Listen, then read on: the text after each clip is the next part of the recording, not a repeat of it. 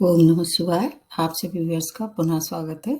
सभी व्यूअर्स को धन्यवाद देते हुए अब मैं जो एक श्रृंखला शुरू मैंने की है, हर एक ग्रह की महादशा में और जो ग्रह हैं उनकी अंतर्दशा कैसी जाने वाली है, तो उसमें जो अगला ग्रह बनता है वो है बृहस्पति। बृहस्पति तो वैसे तो नैसर्गिक रूप से शुभ ग्रह हैं, देवता के गुरु माने जाते हैं। हमारे जीवन में चारों तरफ से संपन्नता, ज्ञान, आर्थिक उन्नति, वैवाहिक सुख, संतान की प्राप्ति, आर्थिक जो वित्तीय जो मतलब क्षेत्र है, इन सब चीज़ों में अगर बृहस्पति अच्छे हैं, तो इन सब चीज़ों में आपको कोई घबराने की आवश्यकता नहीं है। इनकी महादशा वैसे तो 16 वर्ष की देखी जाती है, लेकिन क्या है 13-13, 12-12 महीने से अपनी राशियाँ बदलते रहते हैं।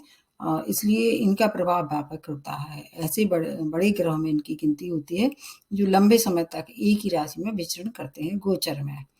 तो अगर आपके नेटा चार्ट में बृहस्पति की स्थिति अच्छी है, उच्च राशि में है, स्वराशि में है या मित्र राशि में है, मूल त्रिकोण में है और केंद्र में है, इसके अतिरिक्त इनके जो कारक भाव हैं, जैसे कि अगर देखा जाए तो इनके कारक भाव में आपके लग्न में है, फोर्थ भाव में है, फिफ्थ भाव में है, उसके बाद है आपके सेवन्थ भाव में, फिर उसके बाद नाइन्थ भाव में, उसके बाद 10th और 11th भाव में, ये अच्छे माने जाते हैं। अब इसमें एक अपवाद है, जैसे फोर्थ भाव के लिए ये कहा जाता है कि ये इनके कारक भाव नहीं है, लेकिन चूंकि चंद्रमा का है वो कालपुरुष की कुंडली से भाव, कालपुरुष की कुंडली से चौथा भाव चंद्रमा का बनता है और चंद्रमा और गुरु की परम मित्रता है और गज गेज श्री योग का ये निर्माण करते हैं, इसलिए ये अपवाद इसमें लागू हो सकता है। तो अगर आपके नेटल चार्ट में इन भाव में ये है परमानेंट और उच्च राशि में है या स्वराशि, इनकी कौन कौन सी राशि है, एक धनु राशि और ये एक है इनकी मीन राशि, जबकि कर्क राशि में उच्च अवस्था में देखे जाते हैं और मकर राशि में इनकी नीचता मानी जाती है। उसमें भी कई अपवाद हैं, अगर नीच भंग राजयोग का निर्माण कर रहे हैं तो दुष्प्रभाव में काफी कमी हो सकती है। और इसमें डिग्री का भी बहुत महत्व है, अगर 5 डिग्री तक उच्च राशि में है तो पूर्ण फल देंगे, अगर 5 से ज़्यादा है या 5 से कम है तो उतने अच्छे फल नहीं देंगे। अगर ये नेटल चार्ट में 6, 8, 12 में है, उच्च राशि में है और अगर 5 डिग्री से कम या ज़्यादा है तो फिर इनके प्रभाव में शुभता अशुभता कम आना निश्चित है, इसका भी देख लेना चाहिए। वैसे बृहस्पति के लिए ऐसा माना जाता है कि ये पुत्रदायक होते हैं और स्त्री सुख, विदेश गमन, व्यापार में उन्नति, और जब इनकी महादशा अंतर्दशा चल रही हो तो राजकीय मान प्रतिष्ठा में वृद्धि, तीर्थ यात्रा मतलब धार्मिक यात्राएं भी इस समय आपको कराई जाती हैं। तो बृहस्पति की महादशा काफी लंबी होती है, हमारे जीवन के बहुत से संघर्षों में एक यदि अच्छी स्थिति में है तो कमी हो जाएगी, और अगर ये इनके ऊपर पाप ग्रह की दृष्टि पड़ रही है या पाप ग्रह से युत है या नीच राशि में है और अगर ये 6, 8, 12 में है तब भी थोड़ा-सा इतने अच्छे प्रभाव में देखने को नहीं मिलेंगे। अब जब महादशा अंतर्दशा का प्रश्न उठा है तो उसमें अष्टक वर्ग का एक बहुत महत्वपूर्ण रोल होता है। अष्टक वर्ग में प्रत्येक के आप बना के बना बनाया में बन जाता है सॉफ्टवेयर में, उसमें भी देख लेना चाहिए कि अष्टक वर्ग में इसको कितने बिंदु मिले हैं प्रत्येक ग्रह के साथ जब उनकी अंतर्दशा इनके साथ चल रही हो। और कालपुरुष की कुंडली के हिसाब से ये भी देखना चाहिए या आपकी कुंडली में भी देख लेना चाहिए कि अगर ये 2 और 7 भाव से, नंबर 2 मतलब सेकंड भाव से और सप्तम भाव से अगर ये संबंध बना रहे हैं जो कि मारक भाव माने जाते हैं, तो उनसे उनके मतलब जो उनकी स्वामी है उनके साथ या सेकंड या सप्तम भाव में भी बैठे हुए हैं, वैसे तो इनका कारक भाव है लेकिन ये फिर भी एक मारक भाव के रूप में है, और अगर पापी ग्रह के साथ थे या उनकी दृष्टि पड़ रही है तब भी उतने अच्छे फल नहीं देंगे। प्रत्येक राशि वालों के लिए ये भी देखते हैं कि आपकी स्वयं की राशि कौन सी है। अगर मित्र राशि में है तो ज़्यादा घबराने की आवश्यकता नहीं है, शत्रु राशि में है तो फिर आपको थोड़ा सा देखना चाहिए। अब हर एक ग्रह के साथ ही अपने इनके अलग संबंध होते हैं, उसके आधार पे भी देखना चाहिए। सबसे पहले शुरुआत करते हैं गुरु में, गुरु की अंतर्दशा कैसी जाएगी। गुरु का मतलब ये होता है आपके जो बृहस्पति हैं उनकी जहाँ बैठे हैं और फिर गुरु की ही अंतर्दशा हो जाती है प्रारंभ, ये लंबे समय तक रहती है। ऐसा माना जाता है कि एक शुभ ग्रह की अगर महादशा और उसी शुभ ग्रह की अंतर्दशा चलती है तो बहुत अच्छे परिणाम नहीं देती, मतलब खराब भी नहीं देती, मिक्स देती है। जैसे बृहस्पति के लिए हमेशा ये आंका जाता है कि ये नैसर्गिक रूप से शुभ ग्रह हैं। जब भी ये नेटा चार्ट में महादशा अंतर्दशा में या गोचर में अच्छे भाव में आएंगे तो हमेशा शुभ परिणाम देने वाले हैं। लेकिन यहाँ एक थोड़ी अपवाद है, ये हर एक ग्रह के लिए है। जैसे अभी तो बृहस्पति शुभ ग्रह है, लेकिन शनि के लिए कहा जाए तो शनि भी अगर शनि के साथ रहते तो अच्छे फल नहीं देते हैं। तो बृहस्पति में बृहस्पति की अंतर्दशा सामान्यतः एवरेज रहती है। शुभ ग्रह की अंतर्दशा सामान्य रहने के साथ साथ गुरु का ये भी देख लेना चाहिए कि कर्म और अगर भाग्य भाव से युति बना रहे हैं तो आपको ज्यादा लाभ होगा। क्यों, किस भाव में बैठे हैं, अगर जैसे मैंने जो भाव बताए हैं उसमें बैठे हैं 1, 4, 7, 5, 9 और 11, इस भाव में अगर ये बैठे हैं तो आपको धन लाभ होगा, स्त्री सुख होगा, पुत्र रत्न की प्राप्ति होगी, नई नौकरी भी दे सकते हैं, विवाह भी संपन्न करा सकते हैं। लेकिन अगर यह नीच राशि में हुए या गुरु का संबंध 6, 8, 12 के लॉर्ड से उससे हो गया तो फिर आपको मतलब या शत्रु क्षेत्र हो गए तो आपको क्या होगा, जो मैंने आपको लाभ बताए हैं, जो आपकी शुभता है उसमें काफी कमी हो जाएगी। लेकिन एक बात ये अच्छी है कि ये बहुत ज्यादा खराब फल नहीं देते हैं। और इसलिए अगर आप अपने, मैं रेमेडी सबसे बाद में बताऊंगी, अगर ये विपरीत परिस्थितियों में है तो आपको धन हानि करा सकते हैं, वैवाहिक विच्छेद तक देखे गए हैं बृहस्पति में, बृहस्पति की अंतर्दशा में। कर्म भाव के साथ अगर लॉर्ड हैं तो आपको फिर ये थोड़ी सी परेशानी में कम होंगे। और अगर भाग्य भाव में है तब भी थोड़े से इनके जो खराब रिजल्ट हैं वो कम देखे जाते हैं। अन्यथा 6, 8, 12 का संबंध अगर बन जाए किसी भी तरह से तो ये थोड़ा सा परेशानी भरा हो सकता है। गुरु में गुरु की भी अंतर्दशा उतनी ज्यादा फ्रूटफुल नहीं रहती है। अब आ जाते हैं गुरु में शनि की अंतर्दशा। तो वैसे तो मकर राशि में ये नीच रहते हैं और मकर राशि के स्वामी राशि शनि है, और अगर गुरु और शनि की अंतर्दशा शुरू होती है तो ये लगभग 2 वर्ष 1 माह की रहती है। और अगर ऐसी स्थिति में नीच भंग राजयोग का निर्माण कर रहे हैं, जैसे कि मकर राशि है में ये नीच होते हैं, अगर शनि भी उनके साथ बैठे तो फिर ये नीच भंग हो जाता है। तो आपको क्या क्या लाभ कराएंगे, नीच भंग के स्थिति में धन लाभ देंगे, नई नौकरी भी प्राप्त हो सकती है, वैवाहिक संबंध मधुर होंगे, विवाह भी संपन्न हो सकता है, भूमि वाहन का लाभ होगा क्योंकि शनि धन ही बनाते हैं, धन की प्रचुर मात्रा में प्राप्ति होगी। और आपको अगर बृहस्पति की स्थिति किसी भी तरह आपके नेटल चार्ट में स्वराशि में है, मित्र राशि में है या उच्च राशि में है नेटल चार्ट में, और अगर गोचर में भी अच्छी स्थिति में आ रहे हैं तब और ज्यादा लाभ होने वाला है। और अगर ऐसी स्थिति में जब इनका संबंध गुरु से, मतलब गुरु से देखना चाहिए, जब किसी भी ग्रह की महादशा चल रही है तो उसी ग्रह से देखना चाहिए। गुरु से अगर शनि का संबंध 6, 8, 12 घरों से बन रहा है या उनके लॉर्ड से बन रहा है, उनके साथ बैठे हैं या किसी तरह दृष्टि भी हो रही है एक दूसरे पे आमने सामने, तब ये सफल जो मैंने बताया इनमें सब कमी हो जाएगी। अगर 2 और 7 भाव से भी संबंध बनाए तो मृत्यु तुल्य कारण हो सकते हैं। और कई बार अगर आपकी आयु पूर्ण हो गई है, आप अपने आयु के अंतिम शिखर पे हैं, तो हो सकता है कि मृत्यु का कारण भी बन जाए। तो ये देख लेना चाहिए कि आपकी नेटा चार्ट में शनि भी तो मारक नहीं है कहीं, अगर शनि भी मारक हो और बृहस्पति की भी महादशा ऐसी चल रही हो तो कई बार मृत्यु तक के ये पहुंचा सकते हैं। क्योंकि एक बृहस्पति ही एक ऐसे हैं, बहुत ज्यादा पावरफुल होते हैं, उनको अगर खराब हो जाए या दूषित हो जाए उनको मनाना सबसे ज्यादा कठिन होता है। तो ये तो गई गुरु में शनि की। अब आ जाते हैं गुरु में बुध की। वैसे बुध और गुरु दोनों कैसे हैं, ये मित्र तो नहीं है लेकिन फिर भी दोनों ही क्या है, सौम्य ग्रह है, देवता श्रेणी में आते हैं, इसलिए इनका एक दूसरे का ये काफी सम्मान करते हैं। ये लगभग रहती 2 वर्ष 2 माह की रहती, काफी लंबी रहती है।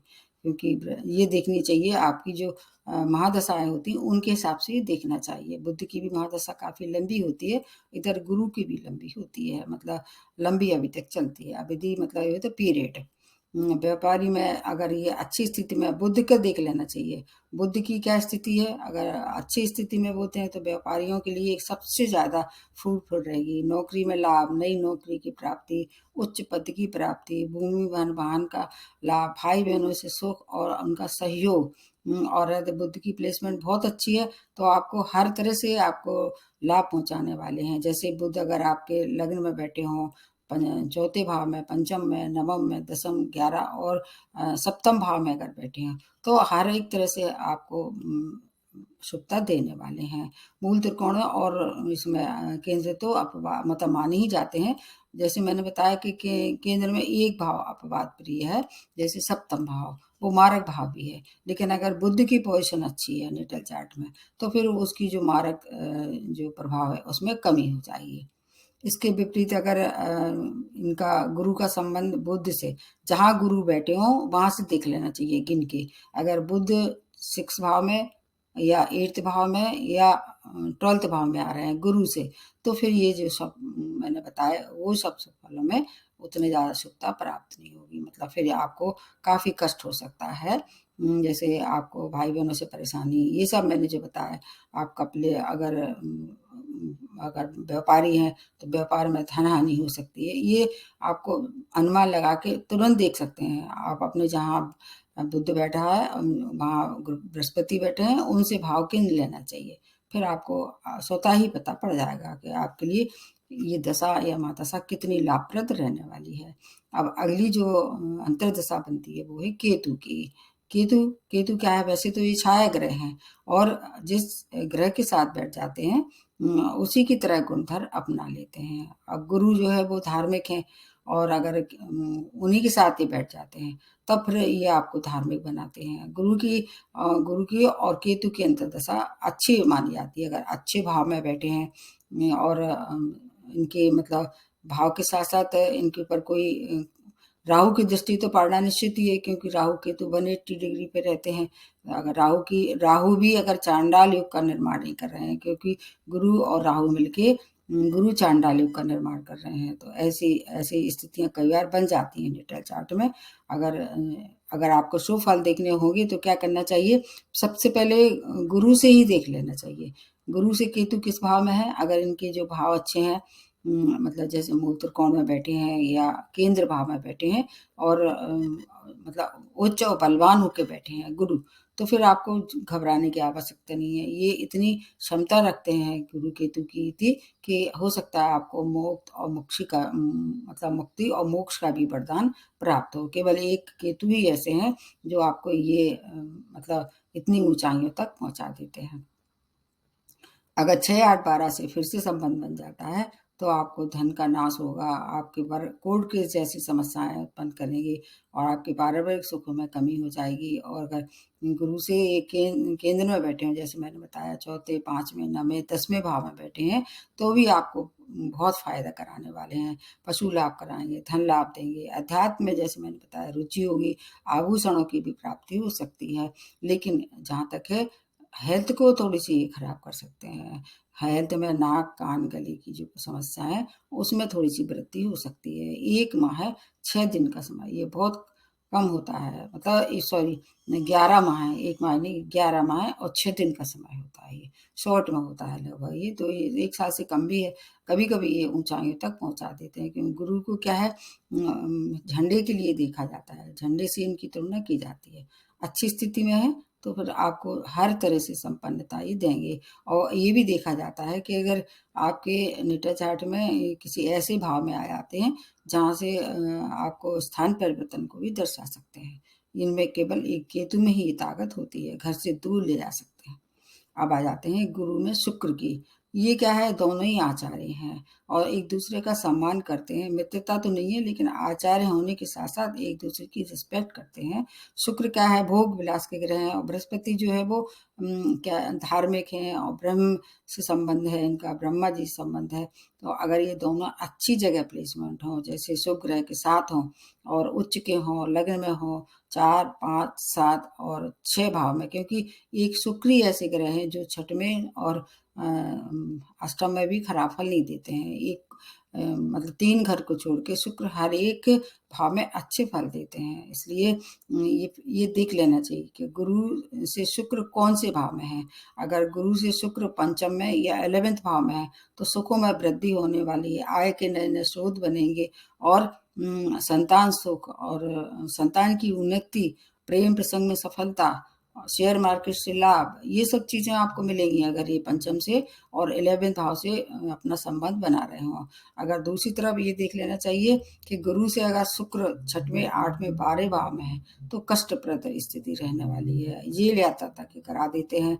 चरित्रहीनता भी देखी गई है लोगों में और 2 सास से संबंध होने पर ये फल अच्छा नहीं देंगे। सेकंड भाव जैसे धन का होता है, परिवार का होता है, सप्तम भाव आपके विवाह का होता है, इन सब चीज़ों में एक कमी दिखाई देगी। लेकिन ये बात अच्छी है कि बहुत ज़्यादा कोई खराब परिणाम नहीं मिलेंगे क्योंकि दोनों ही शुभ ग्रह हैं। उसके बाद आते हैं सूर्य में गुरु में सूर्य की कैसी जाने वाली है अंतर्दशा। ये काफ़ी कम रहती है क्योंकि ये लगभग 9 माह की रहती है, लेकिन ये सबसे अच्छी दशा मानी जाती है, मतलब सेकंड लास्ट कह सकते हैं क्योंकि एक और आएगी अभी लगभग, उसमें भी अच्छे फल देंगे। अब गुरु में सूर्य की अंतर्दशा कैसे देखते हैं, इसके रिजल्ट सबसे पहले तो ये बताते हैं कि बहुत शीघ्र रिजल्ट मिलते हैं। जैसे और ग्रह शनि है स्लो मूवमेंट देते हैं, और भी जो ग्रह हैं जिनके बारे में बताया उतने फास्ट नहीं रहते हैं। एक मंगल और एक बुध और एक ये सूर्य, ये बहुत फास्ट रिजल्ट देते हैं।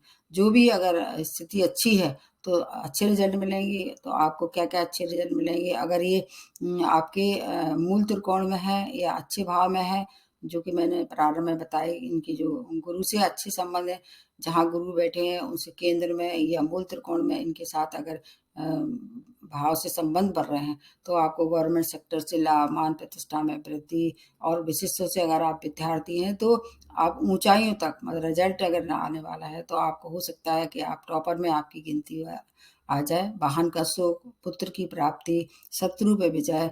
लेकिन इसके विपरीत आपको क्या हानि हो सकती है, अगर गुरु से ये सूर्य 6, 8, 12 में हो तो आपको क्या हानि होगी, पिता से संबंध खराब होंगे, अनेक तरह के रोग, विशेष से आँखों और हड्डियों से संबंधित जो रोग है उसमें वृद्धि दिखाई देगी और मित्रों से भी आपको थोड़ी-सी अनुबंध दिखाई देगी। इस समय अगर 2-7 से संबंध बन जाता है तो आपको काफ़ी कष्टप्रद स्थिति ये का निर्माण करते हैं। ये लगभग 9 माह की रहती है, तो 9 माह बहुत ज़्यादा समय नहीं होता है। अगर सूर्य को प्रबल कर लिया जाए तो और बृहस्पति को, तो इस परिस्थिति से बाहर निकला जा सकता है। थोड़ा-सा सावधानी रखनी पड़ेगी और इसके अतिरिक्त मैं रेमेडी हर एक उसके लिए बताऊँगी बाद में। कैसे अगर खराब बनता है, ऐसा अंतर्दशा खराब चल रही है, तो क्या-क्या आपको ध्यान रखना चाहिए। अब जो अगली अंतर्दशा है वो है चंद्रमा की। गुरु में चंद्रमा, वैसे गुरु और चंद्रमा दोनों परम मित्र हैं और इनको मिला के अगर अच्छे मूल त्रिकोण में या आपके उसमें केंद्र में हो तो एक गजकेसरी योग का निर्माण ये करते हैं।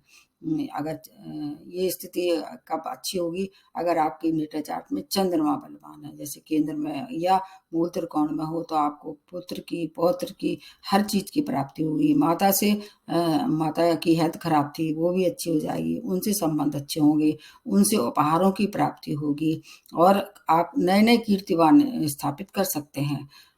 अगर चंद्रमा की स्थिति बहुत देखना चाहिए। चंद्रमा अगर गुरु से 6, 8, 12 में है तो फिर ये सब शुभता है उसमें कमी होगी। चंद्रमा की स्थिति अच्छी ना होने के साथ माता को कष्ट हो सकता है, आपकी मान प्रतिष्ठा में धब्बा लग सकता है, मतलब इनकी जो शुभता थोड़ी-सी कमी होगी। लेकिन ये अच्छी बात है क्योंकि अगर चंद्रमा भी क्या है देवता श्रेणी में आते, गुरु भी देवता श्रेणी में आते हैं और ये कभी अशुभ फल नहीं देंगे, थोड़ी-सी शुभता में कमी ज़रूर देंगे। तो इसका आपको एक बेनिफिट मिल सकता है अगर चंद्रमा बहुत खराब स्थिति में नहीं हो, नीच राशि में नहीं हो या पापी ग्रह से ग्रस्त नहीं हो, तो थोड़ी-सी शुभता में कमी आएगी, लेकिन घबराने की आवश्यकता नहीं है क्योंकि ये जो है स्थिति 1 वर्ष 4 माह की रहेगी ये अंतर्दशा। इसलिए इसको आप थोड़ी से अच्छे से हैंडल करेंगे तो इससे भी बाहर आ सकते हैं। अब अगला जो अंतर्दशा बनती है वो है गुरु में मंगल की। तो ये दोनों मित्र हैं, ये भी बहुत अच्छी है। एक सूर्य की, एक चंद्रमा की, उसके बाद फिर मंगल की। तो ये क्या है, अगर मंगल अच्छी स्थिति में है, जो उनके कारक भाव बैठे हैं गुरु के, जैसे मैंने प्रारंभ में ही बताया था कि मूल त्रिकोण में है या आपके केंद्र में बैठे हैं, या जो इनके कारक भाव हैं गुरु के उसमें बैठे हैं गुरु, तो आपको क्या क्या फायदा होगा? भूमि वाहन का सुख प्राप्त होगा, यश मान की प्राप्ति होगी, सौभाग्य की प्राप्ति होगी, हर एक कार्य सिद्ध होगा, मतलब कार्य सिद्धि की प्राप्ति का वरदान मिलेगा। विवाह योग है तो विवाह संपन्न होगा, और इसके बाद वाहन की प्राप्ति होगी, आपका ज्ञान में वृद्धि ये कराने वाले हैं, क्योंकि ये फास्ट मूविंग है, ये भी एक ऐसे ग्रह हैं जो फास्ट मूविंग है। इनके रिजल्ट आपको बहुत तेजी से और जल्दी मिलने वाले हैं। अगर जीवन में कुछ ऐसी कमी आ रही थी, भाई बहनों से आपके संबंध खराब हो रहे हैं, क्योंकि मंगल को क्या रिश्तों के लिए भी माना जाता है, आपके भाई बहन से, आपके मित्रों से, आपके स्पाउस से संबंध खराब हो रहे थे, अगर अच्छी स्थिति में है तो वो संबंध कैसे हो जाएंगे? बहुत मधुर हो जाएंगे, सभी सुखों की प्राप्ति हो जाएंगे, धार्मिक यात्राएं कराने वाले हैं, हर तरह से लाभ पहुंचाएंगे। अगर ये स्थिति इसके विपरीत हुई, जहाँ पर गुरु है, गुरु से अगर देख लेना चाहिए, मंगल 6, 8, 12 भाव में बैठे हम, मतलब गुरु से देखना चाहिए, आपके भाव में से कोई फर्क नहीं पड़ेगा, भाव कोई सा भी हो, गुरु से देख लेना चाहिए। तो अगर 6, 8, 12 से है उनकी भाव में, अगर मतलब गिनती करके, तो आपको ये सब सुख जो मैंने उससे वंचित रह सकते हैं, अन्यथा आपको हर तरह से लाभ पहुंचाने वाले हैं। ये मतलब महादशा भी काफी अच्छी है, 1 माह और लगभग 18 दिन के लगभग ये रहती है, तो इसका लाभ आप ले सकते हैं। और मंगल का अगर अच्छी पोजीशन में है, वैसे तो क्या है कि गुरु मंगल की राशि में नीच रहते हैं, ये भी देख लेना चाहिए कि गुरु की मतलब मंगल क्या है, मंगल का 10वां भाव कारक है, अगर गुरु वहां बैठे हुए हैं और मंगल भी वहां है, तो फिर ये नीच भंग राजयोग का निर्माण हो जाएगा, ये भी एक मायने रखता है। उसके बाद अगला जो बनता है पॉइंट किसका? राहु का बनता है। तो राहु के लिए देखना चाहिए, राहु वैसे तो ये जैसे मैंने बताया, राहु और केतु क्या छाया ग्रह हैं, जिस ग्रह के साथ बैठते हैं उसी तरह के मतलब गुणधर्म अपना लेते हैं, उसी तरह का उनका प्रभाव देखने पड़ता है। और गुरु राहु मिलके गुरु चांडाल युग का निर्माण ही करते हैं, तो ये भी अच्छा रह सकता है। क्योंकि अगर इस समय ये देखना चाहिए कि गुरु किस उसमें बैठा है, भाव में बैठा है और किस राशि में बैठा है। अगर राहु के साथ इसके संबंध नहीं बन रहे हैं, तो शुभ भाव में है, शुभ ग्रह के साथ बैठे हैं, तो इससे अच्छा फिर कोई भी अंतर्दशा नहीं होगी। आपके नाम प्रसिद्धि, विदेश गमन, आप बहुभाषीय बन जाएंगे, विदेश से बहुत धन लाभ कमाएंगे, विद्या और संपत्ति का लाभ आपको मिलेगा। और अगर आप स्टूडेंट हैं तो आप हायर एजुकेशन के लिए अब्रॉड जा सकते हैं, अनुसंधान भी आपके लिए काफ़ी अच्छे रहेंगे, क्योंकि नई राहु को रिसर्च का ग्रह भी माना जाता है। तो और ये भी फल क्या है, देखो उतने ज़्यादा फास्ट तो नहीं देंगे जितना मंगल और सूर्य देते हैं, लेकिन हाँ इनकी भी रिजल्ट भी अचानक होंगे, जब आप सोच लेंगे कि अब ये नहीं मिलने वाला है इसका लाभ, फिर आपको ये लाभ देने वाले हैं। और इसके विपरीत अगर ये गुरु से आपके नेटल चार्ट में 6, 8, 12 में बैठे हुए हैं राहु, तो सब ये बिल्कुल उलट हो जाएगा, मृत्यु तुल्य कष्ट देंगे। और अगर 2, 7 से संबंध बना लेते हैं, तो हो सकता है कि आपको अगर आयु खंड पूरा हो गया है, आपको संशय हो अपनी आयु में, तो आपको मृत्यु और मोक्ष का भी वरदान ये दे सकते हैं। तो ये स्थिति बनती है। पूरी तरह से ये देख लेना चाहिए कि गुरु से हर एक ग्रह की कहाँ-कहाँ मतलब प्लेसमेंट है। अगर 6, 8, 12 में है तो थोड़ी शुभता में कमी होगी। गुरु के लिए ऐसा कभी नहीं कहा जा सकता है कि अशुभ फल देंगे, थोड़े से कम शुभ फल और ज़्यादा शुभ फल।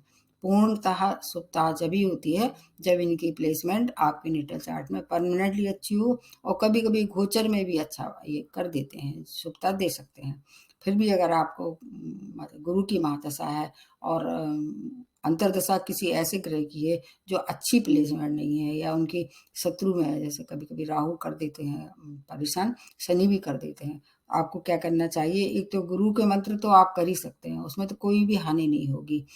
और जो आपके गुरु हैं, मतलब जो जिनको आप गुरु मानते हैं, किसी को नहीं मानते तो शिव की आराधना, शिव जी को गुरु मान सकते हैं। और अगर नीच राशि में हैं या नीच भंग राजयोग का निर्माण कर रहे हैं तो पीली चीज़ों का दान भी कर सकते हैं। शनि से अगर कोई परेशानी है तो जिस ग्रह से परेशानी है, अगर शनि से परेशानी है तो नीडी लोगों को शनिवार को दान दे सकते हैं। अगर बुध से परेशानी है तो बुधवार का मतलब बुध के आप दान कर सकते हैं, या बुध के लिए गणेश जी की उपासना कर सकते हैं। हर एक जो इनके संग अंतर्दशा जिस ग्रह की है और आपको परेशान कर रही है, उस अंतर्दशा का जो ग्रह है उसके लिए मतलब उसकी आप वो कर सकते हैं रेमेडी। हर एक ग्रह के लिए मैंने अलग-अलग रेमेडी बताई, रेमेडी फॉर ऑल प्लैनेट के हिसाब से एक वीडियो डाला है। अगर ऐसी स्थिति बन रही तो आप एक बार उसको ज़रूर देख लीजिए। आपको शॉर्ट में बता देती हूँ, केसर का तिलक लगाना चाहिए, मतलब गुरु को प्रबल कर दीजिए, गुरु की इतनी पावर बढ़ा दीजिए कि इसमें जो और अन्य ग्रह हैं, वो स्वतः ही उनकी अशुभता में कमी हो जाए। और एक और आपको विशेष बात बता देते हैं, विशेष तौर से ये गुरु के लिए है।